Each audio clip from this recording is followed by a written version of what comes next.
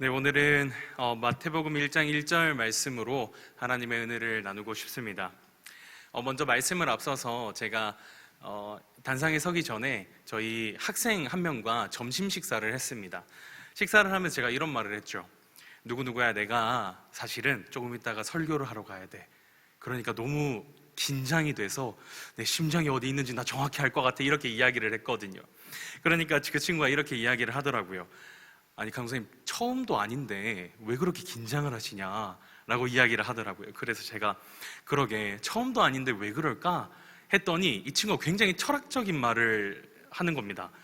처음이 아니라서 그럴 겁니다 라고 갑자기 그러더라고요. 이게 위로인지 격려인지 잘 모르겠는데, 근데 저한테 이런 마음이 들더라고요. 아, 그래, 늘 처음도 아닌데 왜 이렇게 긴장이 될까라고 생각을 하며 혼자 걸어오다가 처음인 것처럼 늘 이 단상에 서고 싶다라는 마음이 들더라고요. 이 자리가 익숙해지지 않았으면 좋겠고, 이 자리 가운데에서 선포되어지는 하나님의 말씀을 누구보다 겸손히 그리고 겸허히 받아들이는 한 사람의 신앙인으로서 바로 서는 것이 나에게 중요하지 않을까라는 마음으로 이렇게 걸어오게 되었습니다. 그래서 부족하지만 함께 말씀을 나눌 때 하나님의 은혜로 함께 나누었으면 좋겠습니다. 오늘 본문과 그리고 설교 제목을 이방인처럼이라고 잡았습니다. 과거 왕정시대에는 왕이라고 했을 때 최종 권위가 어디에서 나올까 하는 것에 대해서 굉장히 많은 사람들에게 중요한 것으로서 작용을 했습니다. 정확히는 무엇을 근거로 하느냐인 겁니다. 그것은 바로 족보, 계보와 같은 혈통에 있었습니다. 순수 혈통이냐 하는 것이었습니다. 오늘날 같이 실력과 경력을 갖춘 훌륭한 후보자들의 선의의 경쟁을 통해서 민주적으로 나라를 이끌 지도자를 세우는 그런 시대가 아니었기 때문에 뛰어난 전략가라도 혹은 무수히 많은 공을 세운 장군이라 하더라도요, 스스로를 왕이라고 칭할 수가 없었습니다. 왜냐하면 왕이 될 자질의 가장 첫째 되는 자격이 바로 혈통이었기 때문입니다. 즉, 왕권의 자격을 갖추고 있느냐를 굉장히 중요하게 따졌다는 것이죠.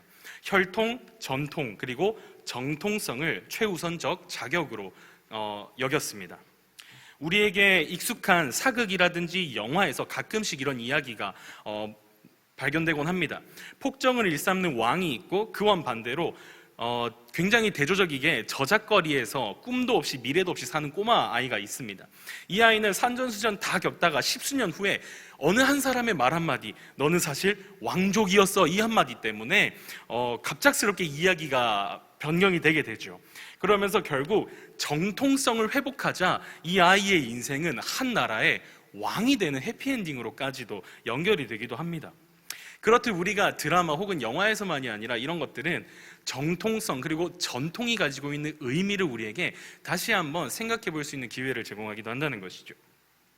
이렇게나 전통, 혈통, 정통성은 한 나라의 지도자를 결정하는 가장 중요한 척도였고, 비록 권력을 쥐고 있는 왕이 있다 할지라도요, 정통성에 문제가 생기면 지지 기반이 한순간에 무너지게 되기도 합니다. 그런데 오늘 마태복음의 시작을 한번 살펴보았으면 좋겠습니다. 아브라함과 다윗의 자손 예수 그리스도의 계보라 하면서 오늘 마태복음의 시작을 하고 있습니다. 마태복음 1장은 복음서의 주인공이신 예수님의 족보를 기록하고 있습니다. 족보는 두 곳에서 기록이 되어 있는데요, 첫째는 마태복음이고 두 번째는 누가복음입니다.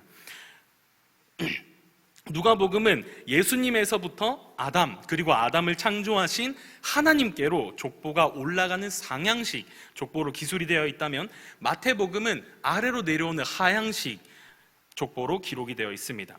누가복음이 이렇게 하나님께로 올라가는 상향식 기록이 되어 있는 것은 누가가 복음서를 기록하는 전달 대상이 바로 로마 관료였었던 데오빌로와 그리고 헬라 문화권의 영향을 받아 살게 되는 유대인들 그리고 혹은 헬라인들이었기 때문이었습니다. 그래서 헬라 철학을 유념하면서 썼기 때문에 예수님의 족보를 하나님에까지 닿게 하여 하나님은 완전한 사람이시지만 죄인을 구원하러 이 땅에 오신 완전한 신이심을 강조해야 했습니다. 반면에 마태복음의 대상이 누구일까요? 마태는 이 기록을 쓸 때 유대인들을 대상으로 복음서를 기록을 했습니다.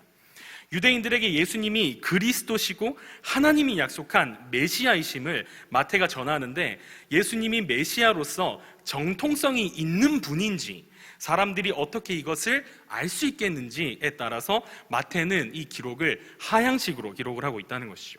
그래서 마태는 족보를 시작하면서 가장 먼저 익숙한 세 사람의 이름을 기록하고 있습니다. 그것이 바로 아브라함과 다윗, 그리고 그때 당시 가장 유명인이었었던 바로 예수라는 사람의 세 이름을 기록을 해 놓았던 것입니다. 아브라함은 하나님의 택하신 백성이 될 것이라는 약속을 받은 이스라엘의 민족적 그리고 영적 대표자였습니다. 그리고 다윗은 하나님께서 자신의 나라를 세우시고 영원히 왕위를 이어가겠다는 약속을 받은 하나님 나라의 대표자였습니다. 그런 반면에 예수님은 누구시죠? 바로 나사렛 목수 요셉의 첫째 아들이었습니다. 예수님의 현 주소는 앞선 두 사람과 비교했을 때 기대감이나 대표성으로 너무나도 큰 차이를 가지고 있는 것이 현실적인 문제였습니다. 심지어 예수님의 정통성을 유대인들의 시선에 맞게끔 읽기만 해도 우와, 나사렛 예수가 정말 하나님이 보내신 메시아구나 생각이 들 만큼 입이 떡 벌어지게 장황하고 그리고 훌륭한 이야기들을 기술해 놓아도 유대인들이 믿을까 말까 했던 것이죠. 그러나 예수님 족보는 메시아로서 확실한 정통성을 제시한다고 할 수는 없는 것처럼 보여집니다. 예수님의 족보를 보면 우리가 매우 익숙하게 아는 이름들이 차례대로 등장을 합니다. 우리 함께 마태복음 1장 3절과 5절 두 절을 함께 읽도록 하겠습니다. 3절입니다. 유다는 다말에게서 베레스와 세레를 낳고 베레스는 헤스론을 낳고 헤스론은 람을 낳고 5절입니다. 살몬은 라합에게서 보아스를 낳고 보아스는 룻에게서 오벳을 낳고 오벳은 이새를 낳고. 혹시 이상한 점을 한 가지 발견하셨나요? 완전한 하나님 말씀이어서 아멘 하고 그냥 이렇게 넘어가셨나요? 물론 저도 아멘 하고 넘어갈 때가 더 많았습니다. 그런데 이 말씀을 가만히 들여다보면 조금 이질적인 몇 명의 사람들이 등장을 하고 있습니다. 성경의 저자는 꼭 전달하고 싶은 사실이 있었던 것으로 보입니다. 바로 예수님의 족보에 여성의 이름이 기록이 되어 있었다는 점이죠. 고대 기록에서는 과거 예수님 시대에 여성을 족보에 기록하는 경우가 드물지만 간혹 가다가 있었다곤 합니다. 완전히 없는 일은 아니었습니다. 그래서 여성의 이름이 들어간 것 정도로 그럴 수 있겠다라고 생각할 수는 있습니다. 하지만 지금 마태는 목적이 무엇이었나요? 예수님을 메시아로 인정하지 않고 믿지 않고 있는 이들에게 예수님이 하나님의 약속이신 메시아이심을 알려주고 있는 것이죠. 그리고 모든 인류의 죄를 사할 구원자이시며 다윗의 후손으로서 영원히 무너지지 않을 하나님의 나라를 완성시킬 영원한 왕이심을 선포해야 하는 막중한 임무를 가지고 있습니다. 그런 그가 이런 중요한 순간에 보편적으로 기록하는 족보 방식이 아니라 몇몇 사용되지 않는 족보 기록의 방식을 택했다는 것은 분명 이를 통해 알려주고 싶으신 하나님의 뜻을 발견할 수 있겠다라는 것을 우리는 해석할 수가 있겠습니다. 뿐만 아니라 이곳에 기록된 여인들은 각각의 특징이 있었습니다. 먼저 다말은 원래 유다의 며느리였습니다. 그런데 이 둘 사이에서 자녀가 나온 것이죠. 이것이 얼마나 부적절한 관계를 통해 이 자녀가 그리고 혈통이 이어져 오고 있는지를 알려주고 있습니다. 라합은 어떻습니까? 여리고 기생 출신이었습니다. 그래서 율법에 근거하면 이 이스라엘 백성들이 접하거나 결혼하기에는 결격 사유가 너무나도 많았던 인물입니다. 룻은 어떻습니까? 모압 혈통의 이방인이었습니다. 그리고 밧세바는 어떻겠습니까? 가늠한 여인이었습니다. 하나님께서 마태를 통해 기록한 족보가 얼마나 예수님의 메시아직을 설득력 있게 설명하고 있다고 우리는 생각을 할 수가 있겠습니까? 유대인들에게도 이 여인들은 마치 아킬레스건과 다름없었습니다. 오히려 감추고 싶은 자신들의 역사였습니다. 그런데 하나님께서는 이스라엘의 진정한 왕이신 예수님의 메시아적 정통성을 확고히 하는 이 대목에서 여인들을 등장시키시고 있다는 것이죠. 하나님께서는 어떤 의도를 가지고 이렇게 기록을 하셨을까요? 하나님께서는 마태를 통해 유대인들을 대상으로 복음서를 써내려가게 하셨는데 왜 굳이 이런 민감한 역사를 일부러 구태여 들춰내고 계시는 것일까요? 하나님의 의도는 명확하십니다. 구원의 주체가 하나님이시듯 구원의 방법을 정하시는 분도 하나님이시고 모든 결정이 하나님 편에 있음을 우리에게 알려주고 싶으셨던 것이죠. 그러나 유대인들은 하나님께서 정하신 계획과 뜻보다 자신들의 전통과 정통의 기준에 갇혀 눈앞에 있는 예수님이 누구인지 깨닫지 못합니다. 유대인들 사이에도 가치와 추구하는 신앙의 열심에 따라서 바리새파, 사두개파, 열심당, 에세네파 등으로 나뉘어져 있었습니다. 이들의 공통점은 저마다 추구하는 정통성이 있고 삶의 신앙의 기준이 되는 전통이 있다는 것입니다. 이들은 예수님의 공생의 사역 곳곳에 등장하며 예수님 사역을 방해하고 때론 장로들의 전통을 따르지 않는다고 예수님을 책망하기도 했습니다. 예수님과 유대 지도자들 간의 긴장 관계는 예수님 사역 내내 따라다녔습니다. 예수님께서 이들을 향해 엄히 경고하신 내용이 마태복음 23장 1절부터 36절까지 기록이 되어 있는데요, 서기관들과 바리새인들을 향해 꾸짖는 장면이 기록이 되어 있습니다. 이들을 향하신 예수님의 경고 수위는 굉장히 높습니다. 그런데 먼저 마태복음 23장 2절에 이렇게 기록이 되어 있습니다. 서기관들과 바리새인들이 모세의 자리에 앉으니라고 기록이 되어 있습니다. 유대인들의 전통과 정통이 율법을 근거로 하고 있기 때문에 율법이 하나님의 약속이 담긴 구원의 말씀이기에 율법을 행하고 지키는 것은 언약 백성들에게는 그들의 정체성을 지키고 하나님의 뜻에 순종하는 너무나도 중요하고 당연스러운 일이었습니다. 그러나 바리새인들과 서기관들은요, 이 율법을 하나님의 의도대로 행하고 순종하지 않았습니다. 하나님께서 율법을 받아 선포했었던 모세와 같이 그들은 자신들의 전통을 만들어 선포함으로 모세처럼 대접받고 싶어 했습니다. 모세처럼 영향력 있는 지도자가 되려고 했습니다. 결국 율법을 주신 하나님의 자리에 자신들의 전통을, 그리고 그 전통을 지키고 있는 자신들을 두었던 것이죠. 이들의 열심은 핵심에서 벗어나 있었습니다. 율법을 지켜야 하는 것은 맞지만 하나님의 의도는 율법을 통해 자신의 죄와 연약함을 발견하고 하나님의 은혜 앞으로 나오도록 하는 것이 하나님의 율법이 가진 기능이었습니다. 제 아무리 율법을 완벽에 가깝도록 지킨다 할지라도 누구나 하나님 앞에 의롭게 설 수는 없었습니다. 그러나 예수님이 바라보시는 이들의 평가는 어떻습니까? 마태복음 23장 27절에 이렇게 기록이 되어 있습니다. 화 있을진저 외식하는 서기관들과 바리새인들이여 회칠한 무덤 같으니 겉으로는 아름답게 보이나 그 안에는 죽은 사람의 뼈와 모든 더러운 것이 가득하도다 라고 기록을 하고 있습니다. 율법을 아무리 완벽하게 지키더라도 그러한 삶이라도 마음에 죽음의 죄인의 더러운 마음들이 가득히 있다는 것이죠.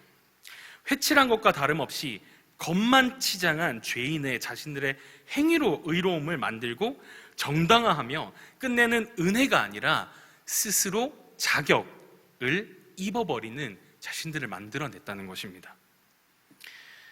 마태복음 19장 16절에서 30절에 나타나는 재물 많은 청년이 이 당시 유대인들과 그리고 유대교 지도자들의 모습을 가장 잘 표현해주고 있습니다. 이 청년은 수많은 군중들 사이에 계시는 예수님께 압도적인 존재감을 내뿜으며 예수님 앞으로 나아옵니다. 그리고 이렇게 이야기를 하죠. 자신이 무슨 선한 일을 하여야 영생을 얻을 수 있습니까? 라고 예수님께 질문을 합니다. 이것에 대해서 예수님께서는 답변을 하실 때 10계명을 지키라 라고 말씀을 하십니다. 그러자 청년은 이렇게 대답합니다. 마태복음 19장 20절입니다. 그 청년이 이르되 이 모든 것을 내가 지켰사온데 아직도 무엇이 부족하니까? 라고 이야기를 합니다. 청년이 나아올 때 어떻게 나아왔나요? 예수님께 제가 무엇을 해야 구원을 얻겠습니까? 라고 질문을 하며 나아왔습니다. 그런데 청년은 겸손한 마음으로 예수님 앞에 나와서 구원의 방법을 엿주는 게 아니었던 것입니다. 지금까지 율법을 성실히 지켜온 자신이 긍정받기를 원했습니다. 당시 가장 인기인이었고 그리고 떠오르는 샛별이다라고 일컬어지는 이 유대 지도자인 사람 예수님에게 자신이 칭찬받을 만하고 그리고 인정받을 만한 자격을 증거로 제시하며 부족함 없는 모습을 자랑하고 드러내고 있던 것이죠. 부자 청년의 귀에 예수님의 말씀은 들리지 않았습니다. 정확히 부자 청년은 예수님을 향한 관심보다 예수님을 통해 자신이 얻게 될 관심과 존경과 인정에만 집중하고 있었습니다. 영생을 주시는 예수님의 말씀이 귀에 들어오지 않았습니다. 그는 자신이 원하는 결과를 얻지 못해서 결국 근심하며 돌아가게 됩니다. 유대 지도자들의 전통과 정통성의 끝에는 무엇이 있었습니까? 바로 자기 자신이 있었습니다. 율법이 은혜가 아니라 자격이 되어버렸습니다. 인정을 받을 자격, 존경을 받을 자격, 가르칠 자격, 판단할 자격, 타인의 죄를 지적할 자격. 믿음의 중심이 하나님이 아니라 자신이 되어버리는 순간 은혜는 자격이 됩니다. 신앙이 자격이 되는 순간 우리의 마음은 죄의 지배를 받아 급속도로 강팍해지게 됩니다. 예수님께서 지적하신 유대 지도자들의 모습 또한 처음에는 순수한 신앙의 열심이었을 줄 모릅니다. 그러나 자신이 더욱 열심히 하나님을 사랑하고 율법을 수행하는 삶을 살수록 주변에서 자신을 평가하는 이 평가들이 변하고 시선과 대우가 달라짐을 느꼈을 것입니다. 대접과 대우에 익숙해지고 주변의 존경이 당연해질 때쯤 그 전과 같이 푸대접받는 한 번의 경험만 있더라도 불편하고 분노가 치밀어 오르게 되는 것이죠. 자신의 열심을 인정하지 않는 사람이 나타나면 견딜 수 없는 분노가 치밀게 됩니다. 이런 마음이 과연 하나님이 계신 마음이라고 우리는 말을 할 수가 있겠습니까? 그리고 또한 우리라고 과연 예외다라고 말을 할 수가 있겠습니까? 저는 그렇지 않다고 생각합니다. 전통과 정통을 자격으로 삼은 유대 지도자들과는 반대로 예수님께서는 다른 한 무리를 소개하고 계십니다. 바로 은혜로 깨닫고 겸손함으로 예수님을 영접하는 백부장, 삭개오, 소경 바디메오, 귀신 들린 사람 등등 이런 사람들을 예수님께서는 복음서에 제시하고 계십니다. 이들의 공통적인 특징이 무엇일까요? 그것은 바로 자격 없는 자들이라는 것입니다. 이방인은 이스라엘 외인이었기 때문에 하나님의 은혜를 받을 자격이 없습니다. 삭개오는 민족의 배신자였기 때문에 자격이 없습니다. 소경과 나병 들린 자들은 하나님께 죄를 범해 저주받은 사람들이었기 때문에 자격이 없습니다. 귀신 들린 사람은 말할 필요도 없습니다. 예수님께서는 자격 갖춘 유대 지도자들과 자격 없는 자들을 복음서에서 대조시키고 계십니다. 예수님께서 이들을 대조적으로 놓은 이유가 무엇일까요?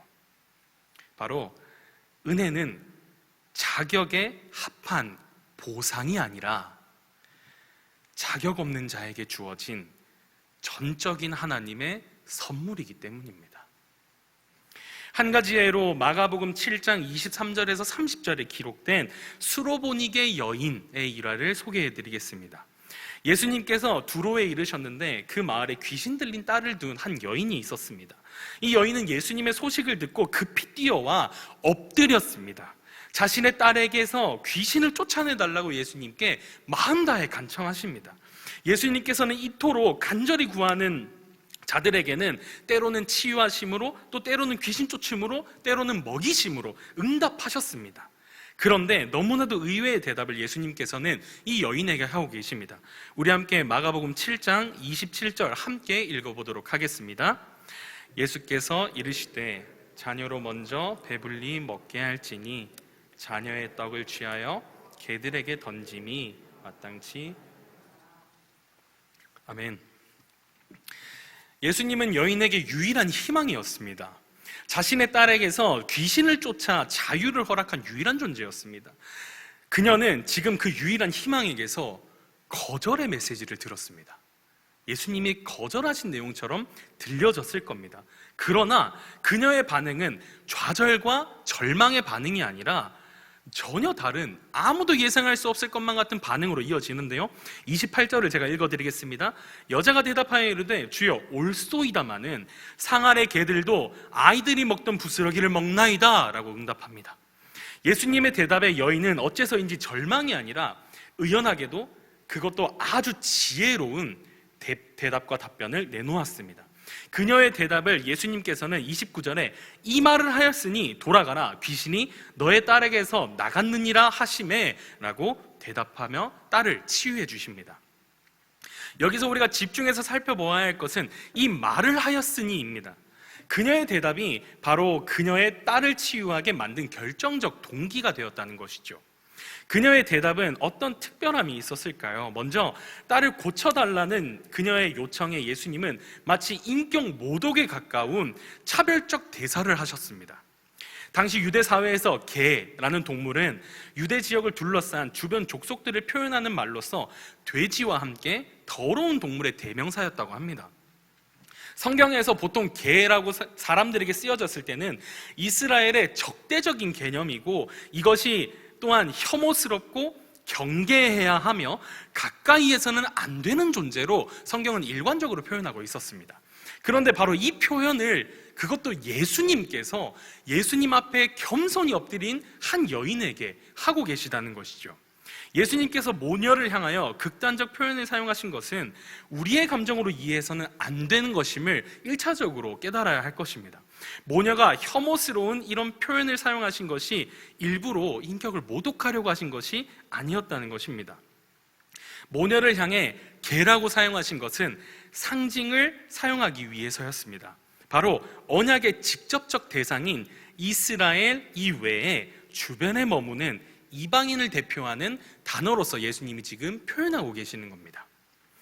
이 여인 또한 예수님의 말씀이 자신을 향한 인격 모독이나 저주의 말씀이 아님을 깨달았습니다.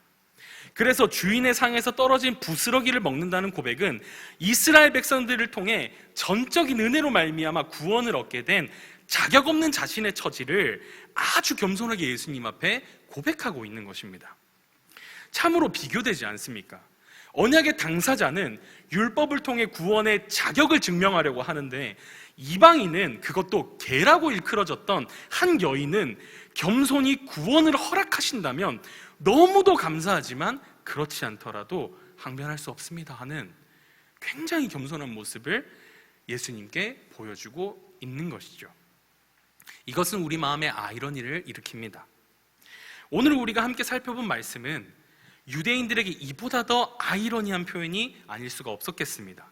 스스로를 하나님의 아들이라 칭하며 신성 모독으로 사형당한 바로 나사렛 예수가 메시아다라고 하는 것을 이해할 수 없는 이야기로 시작하고 있기 때문입니다. 요한복음 5장 43절에서 44절에 이렇게 예수님께서 말씀하셨습니다. 나는 내 아버지의 이름으로 왔음에 너희가 영접하지 아니하나 만일 다른 사람이 자기 이름으로 오면 영접하리라.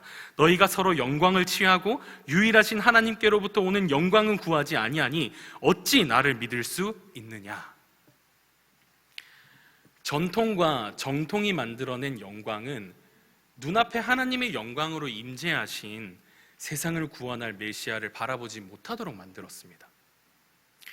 그리고 그들의 전통과 정통은 자기 자신의 자격이 되어 은혜를 은혜로서 받아들이지 못하게 만들었습니다. 우린 참 많은 전통과 정통을 경험하며 살고 있습니다. 이 전통과 정통성이 바르게 잘 사용된다면 역사적 사실을 기반으로 한 사실임을 증명해 줄 것입니다. 그러므로 바른 것과 바르지 않은 것을 분별할 정통을 형성할 수 있습니다. 우리의 신학이 그래왔고 말씀 해석의 역사가 그렇습니다. 전통적인 해석은 말씀 속에서 하나님의 뜻을 분명히 비추어 하나님의 진리를 우리에게 투영시킵니다. 정통적인 신앙은 지금까지 우리가 지켜온 믿음의 본질이 무엇인지 살펴보며 이단적 사상과 시대 풍조를 분별할 수 있는 지혜가 됩니다. 그러나 이것들이 우리의 영광을 위한 전통이 될 때에는 하나님에게서 우리를 더욱 멀리 떨어뜨려 놓게 됩니다. 하나님 앞에 열심을 다한 신앙이 때때로는 각자의 전통을 만들어 누군가를 비난하고 비교하고 판단하는 기준이 되어버리지는 않는가, 우리는 돌아봐야 하겠습니다. 그렇기에 저는 오늘 말씀의 제목과 같이 이방인처럼 살고 싶습니다. 이미 이방인입니다. 제 조상 중에는 이스라엘 사람이 없거든요. 하지만 저는 이스라엘 사람도 아니면서 익숙한 신앙의 삶으로 자랑받을 만한 선한 행실로 제 스스로의 전통을 만들고 있을 때가 너무나도 많습니다. 또한 정통이라는 것 아래에서 누군가를 비난하고 속으로 누군가를 삿대질하며 비판할 때도 너무나도 많습니다. 이스라엘 사람이 봤을 때 정통성도 없는 제가 이러한 전통과 정통을 만들며 누군가에게 기준으로 내밀고 있는 것입니다.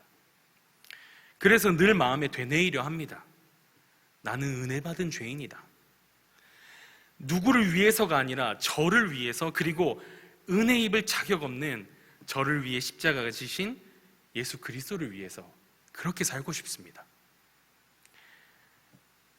신앙의 정통에 매료되어 하나님의 은혜를 잊어가기보다 조금은 무시받고 이렇다 할 칭찬을 듣지 못해도 하나님 주신 은혜에 하루를 살며 눈 감는 날까지 은혜 하나로 족한 그런 삶을 살고 싶습니다. 이곳에 있는 모든 성도님들께서도 저와 크게 마음이 다르지 않으신 줄로 믿습니다.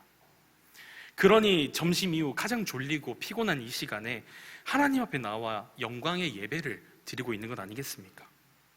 우리 함께 은혜 받은 죄인으로 살아가기를 간절히 축복합니다.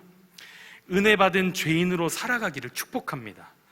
은혜 받은 죄인의 겸손의 고백이 우리 자녀를 살릴 줄 믿습니다. 주변을 변화시킬 줄 믿습니다. 복음의 일꾼으로 쓰임받을 줄 믿습니다. 그런 저와 여러분들이 되었으면 좋겠고, 그렇게 쓰임받는 저와 승동교회와 우리 성도님들 각 사람이 되었으면 좋겠습니다. 함께 기도하겠습니다. 사랑과 은혜가 많으신 아버지 하나님, 감사합니다.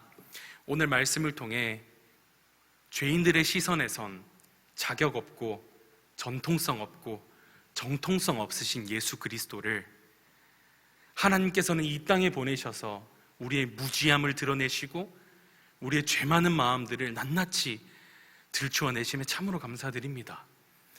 하나님, 우리가 은혜 받은 죄인인데 이제는 우리가 받은 은혜가 너무 커 은혜 없는 자들을 나무라진 않는가?